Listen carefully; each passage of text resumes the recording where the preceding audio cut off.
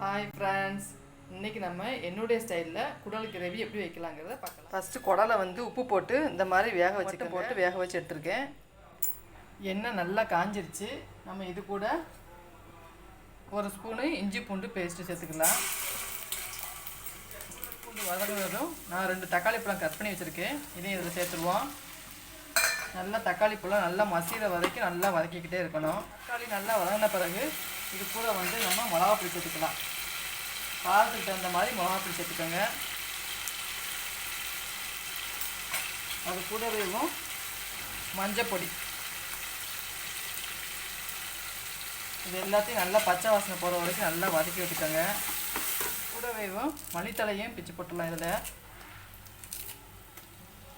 மல்லித்தலையும் சேர்த்து நல்லா வதக்கிட்டு கூட கொஞ்சமாக பட்டை கிராம்பு பொடி அதையும் சேர்த்துட்டு நான் மட்டன் பொடி சேர்க்குறேன். அதையும் கொஞ்சம் சேர்த்துருவோம். இது எல்லாத்தையும் நல்லா மிக்ஸ் பண்ணி விட்டுக்கோங்க. பச்சை வாசனை போகிற வரைக்கும் நல்லா வதக்கி விட்டுக்கோங்க. இது கூட நம்ம வேக வச்சுருக்கிற குடலை இதில் சேர்த்துருவோம். நான் உப்பு போட்டு தான் வேக வச்சுருக்கேன். உப்பு பத்தாட்டி நம்ம சேர்த்துக்கலாம் லாஸ்ட்டு. எல்லாத்தையும் நல்லா மிக்ஸ் பண்ணி விட்டுருங்க. தண்ணி எதுவும் சேர்க்க வேண்டாம். குடல் நல்லா வெந்துருச்சு. ஏற்கனவே நம்ம குக்கரில் ஒரு 2-3 விசில் போடவும் நல்லா வெந்துருச்சு. இருக்கிற தண்ணியிலையும் நல்லா வற்றி வதட்டும். குடல் எப்படி ஈஸியான முறையில் நம்ம க்ளீன் பண்ணி எடுக்கிறது அப்படிங்கிற வீடியோ நான் ஷார்ட்ஸாக போட்டிருக்கேன். உங்களுக்கு தேவைப்பட்டால் நீங்கள் அதில் போய் செக் பண்ணிக்கோங்க. இந்த தண்ணியிலேயும் குடல் வரட்டும். தண்ணியெலாம் நல்லா வற்றிருச்சு. இந்த கிரேவி போதும். இது கூட நம்ம இறக்குறதுக்கு முன்னாடி மிளகு பொடி சேர்த்துக்கலாம். மிளகு பொடி,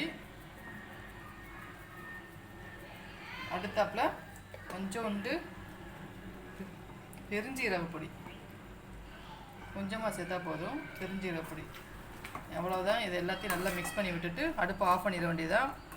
இது ரொம்பவே சூப்பராக இருக்கும். நான் செஞ்ச மெத்தடில் நீங்களும் ட்ரை பண்ணி பாருங்கள். இது 10 நிமிஷத்தில் அந்த கிரேவி ரெடி பண்ணிடலாம். டேஸ்டியான நம்ம கிரேவி, குடல் கிரேவி சூப்பராக ரெடி ஆகிடுச்சு. நீங்களும் ட்ரை பண்ணி பாருங்கள். லைக் பண்ணுங்கள், ஷேர் பண்ணுங்கள், சப்ஸ்கிரைப் பண்ணிடுங்க. பாய்.